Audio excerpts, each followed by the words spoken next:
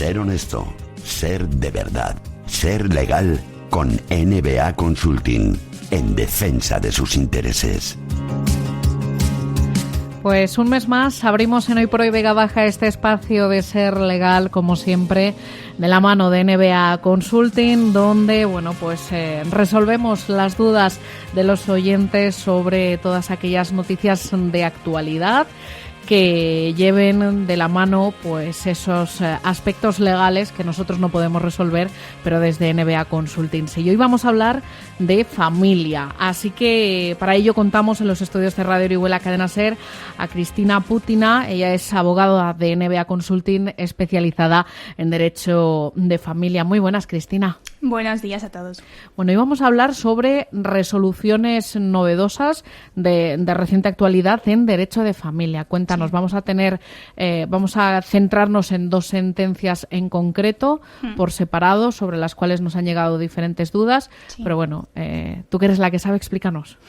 Bueno, en primer lugar decir que el derecho de familia está en constante movimiento y trata de adaptarse a la evolución de la propia vida, de los cambios sociales y familiares. Entonces hoy hemos traído dos sentencias y sobre ellas pues seguimos desarrollando las preguntas que nos habían hecho los oyentes.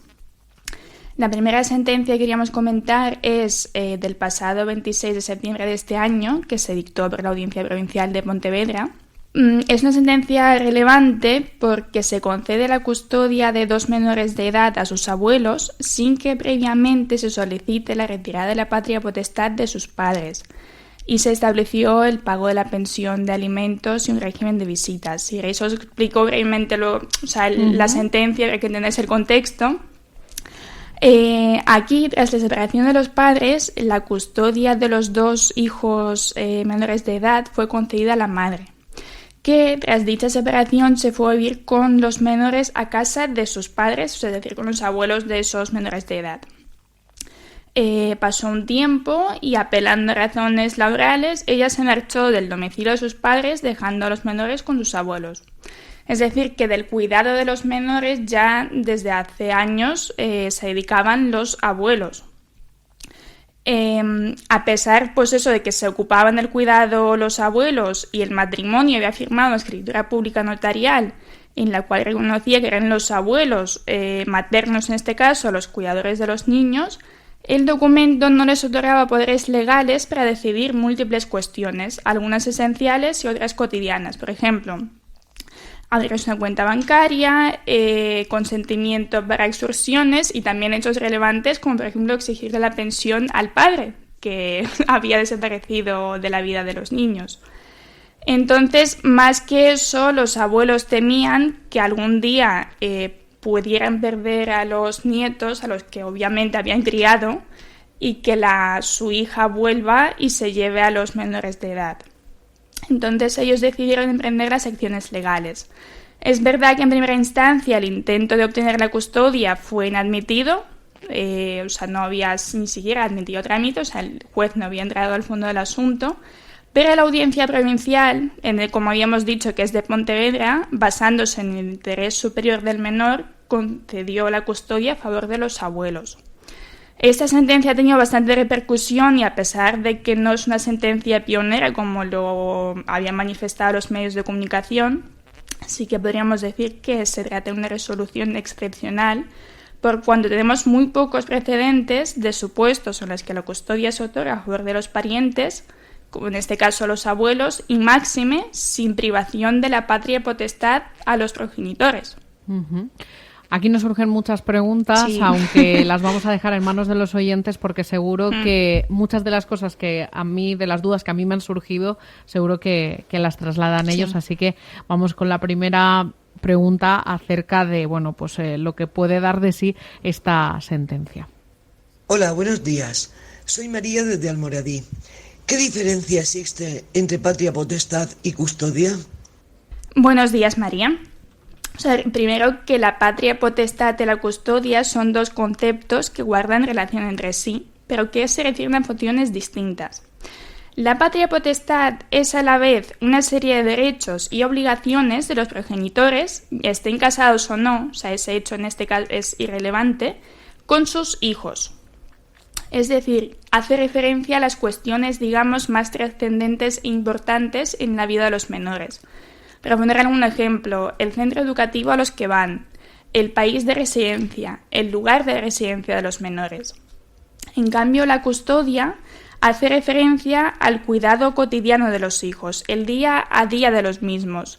¿Qué vestimenta llevan? ¿Qué desayuno toman? O sea, digamos que es el que convive con ellos y pues toma esas pequeñas decisiones que no necesitan del consentimiento del otro progenitor.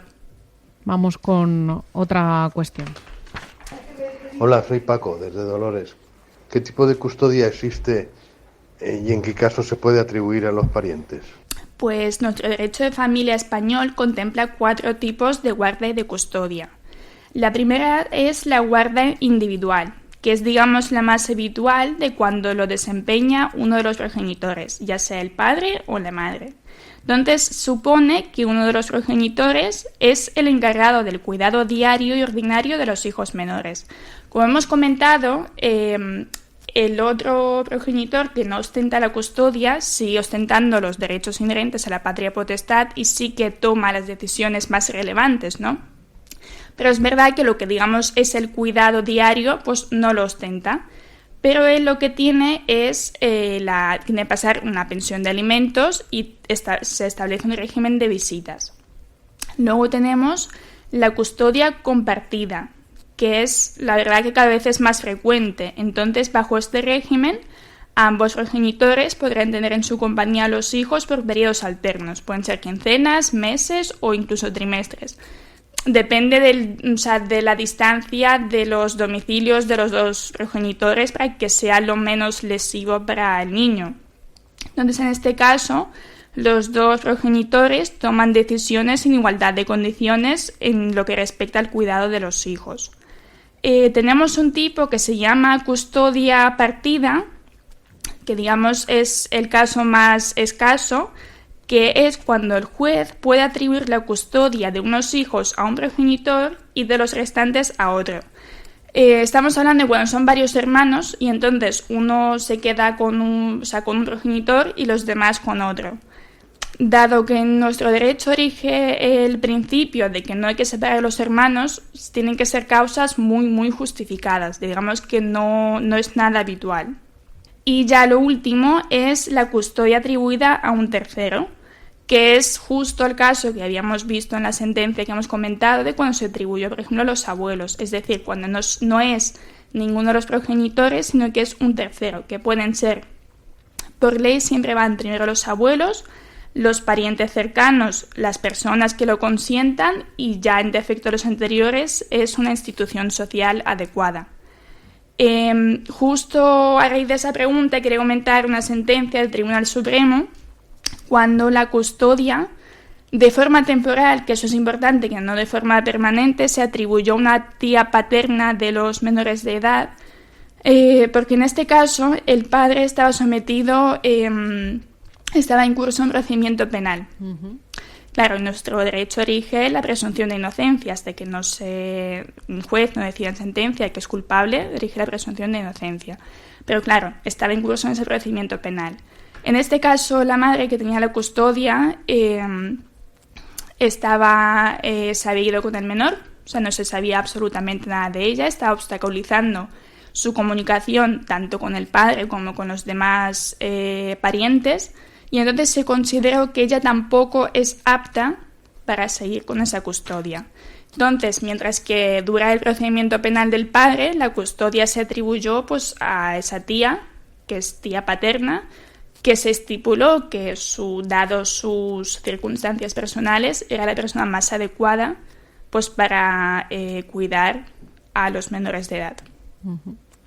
Hola, soy Lucía desde Benejúzar. ¿Qué obligaciones tienen los progenitores que mantienen la patria potestad pero no tienen la custodia? Pues como hemos explicado antes, aunque uno de los progenitores no ostente la custodia de su hijo, seguirá subsistiendo sus obligaciones inherentes a la patria potestad.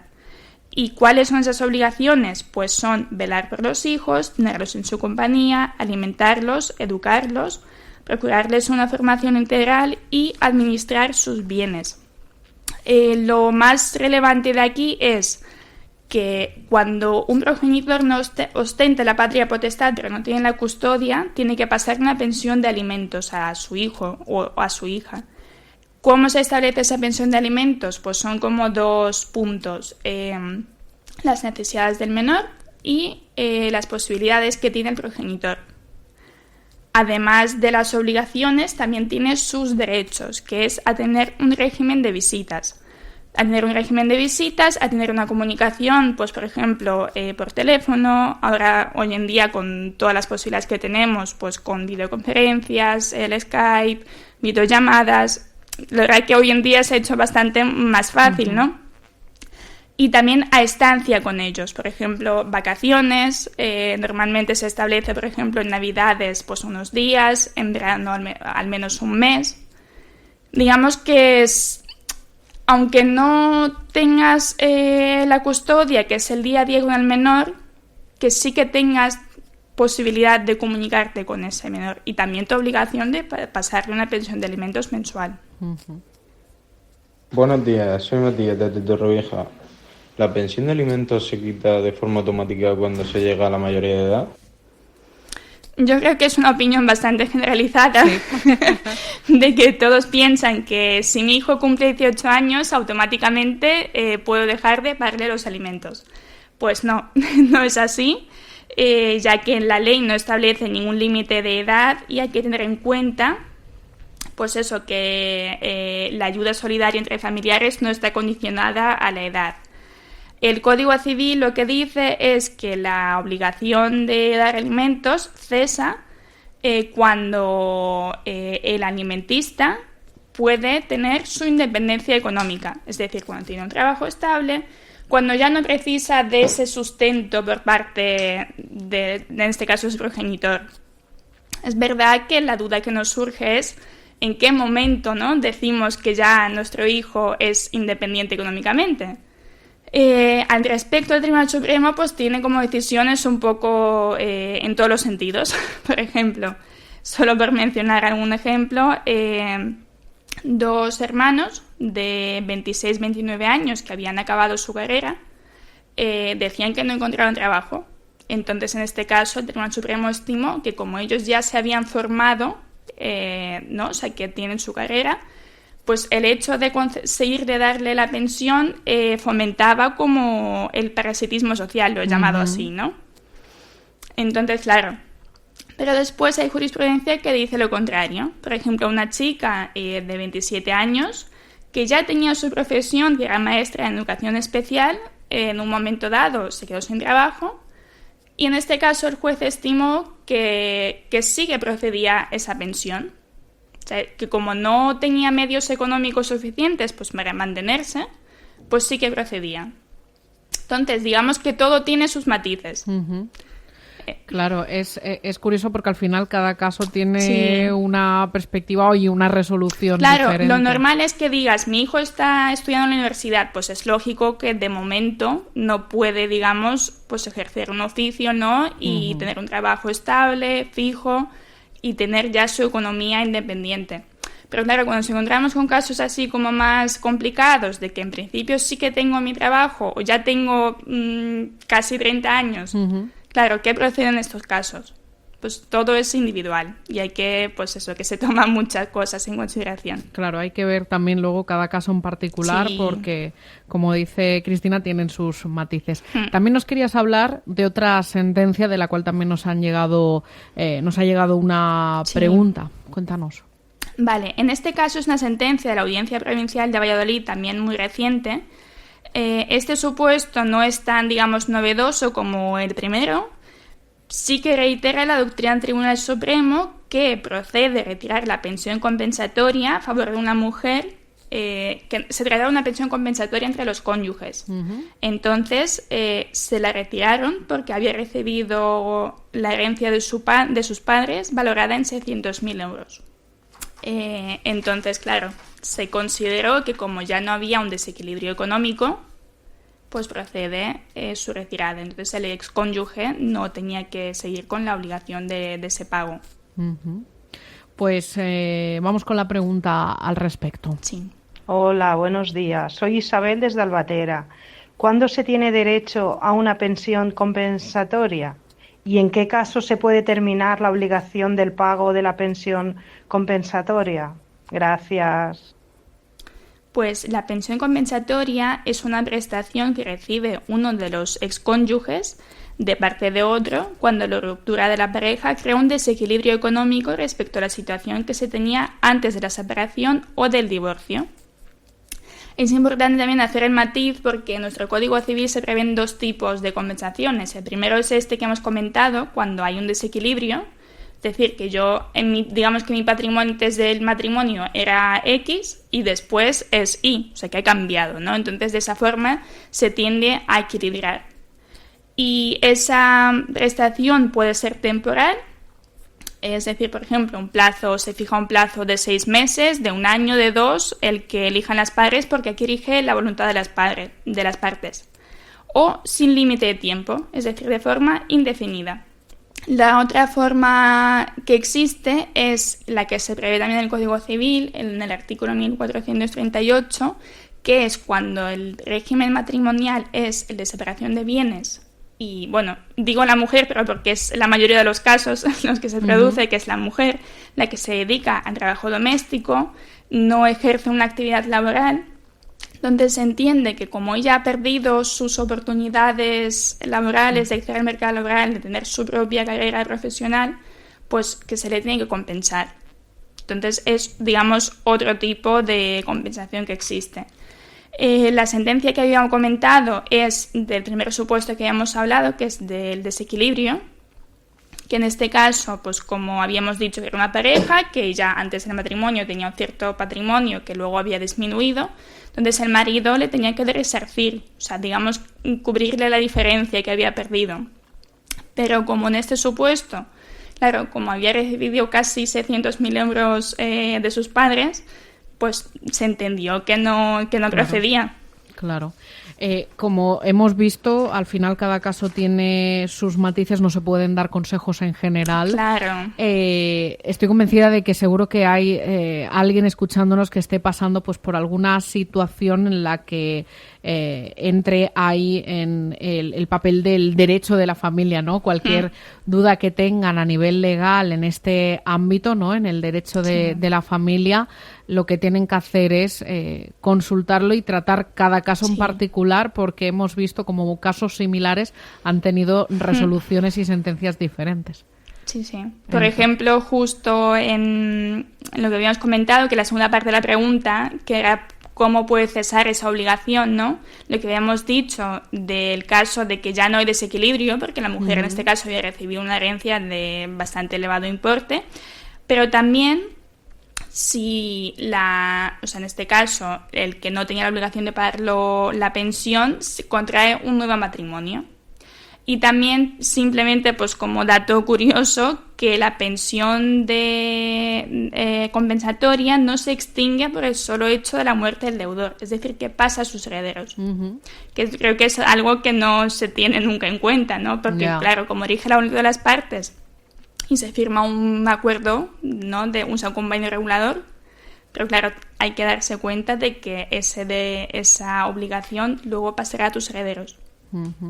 Pues muy interesante estas sentencias y todo lo que nos has explicado, porque seguro que en algún momento de nuestra vida tenemos alguna situación así similar que nos provoque dudas sobre esto. Y si alguien quiere consultar algo, porque como decimos, cada caso es particular y excepcional y hay que ver los matices que tiene cada uno de los casos, pues por ejemplo que se ponga en contacto con expertos, en este caso por ejemplo con NBA Consulting puede hacerlo, porque en cada caso, como hemos visto, hay mucho y no podemos dar pues consejos genéricos porque cada caso es distinto. Cristina Putina, abogada de NBA Consulting, muchísimas gracias. Gracias a vosotros.